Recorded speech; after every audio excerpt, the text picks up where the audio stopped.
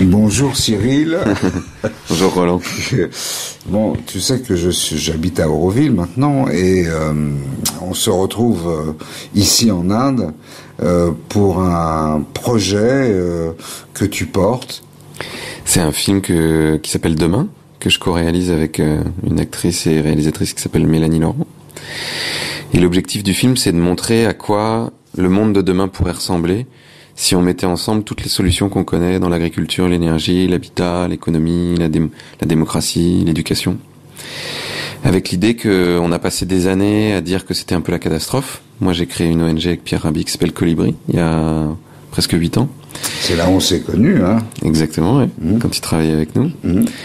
Et malgré toute l'énergie qu'on déploie à expliquer qu'on ne peut pas continuer comme ça, que cette société est en train de s'autodétruire, ça suffit pas pour changer. Et ça déclenche pas un élan.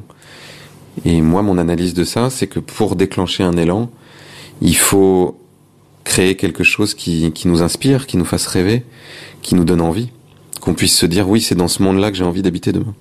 Or, il y a très peu de gens qui font l'effort de brosser ce tableau.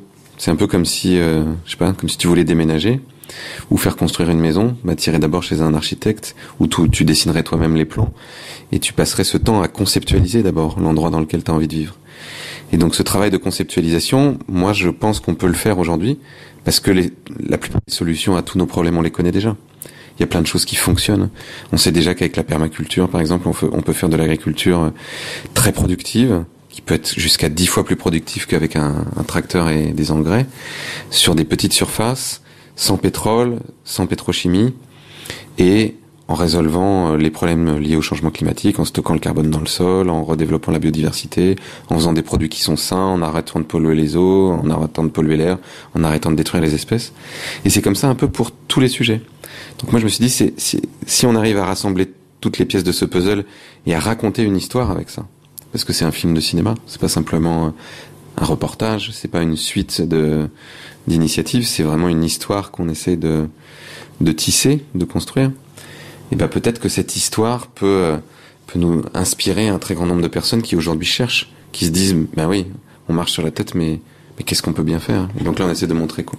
En tout cas, ça a inspiré suffisamment de gens, puisque par le financement participatif, vous avez pu non seulement réunir plus de 450 000 euros, mais surtout réunir une communauté de 10 000 personnes, ce qui est en tant que tel déjà un grand succès.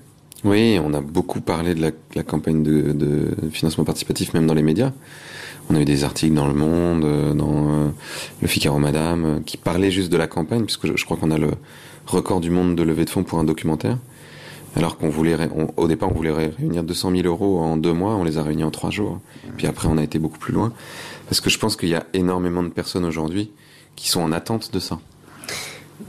Moi, je voulais juste te poser la question suivante, c'est que aujourd'hui, par exemple, à Colibri avec lequel tu restes toujours, bien évidemment, en profonde relation, ils ont mis le changement personnel au centre de leur nouvelle stratégie, en disant qu'il peut pas y avoir, enfin, en résumant, qu'il ne peut pas y avoir de changement social, sociétal, sans changement de pratique personnelle.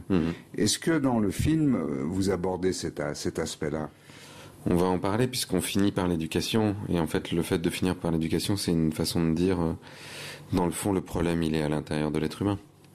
Donc si on s'occupe pas de ça, évidemment, on va reproduire un certain nombre de schémas, même en faisant de l'agriculture biologique ou même en faisant des énergies renouvelables. Mais, pour autant, moi je crois que le changement, c'est une dynamique complexe. Ce qui permet de changer, c'est pas toujours la même chose pour tout le monde. Et je crois que c'est un aller-retour. C'est-à-dire que parfois, changer les structures, ça nous aide à changer à l'intérieur. Si, par exemple, je te fais vivre dans une pièce à 0 degré, et que je te demande d'être de bonne humeur et d'être dans des relations humaines de qualité, peut-être que ça sera plus difficile parce que tu as un contexte structurel qui n'est pas favorisant. À côté de ça...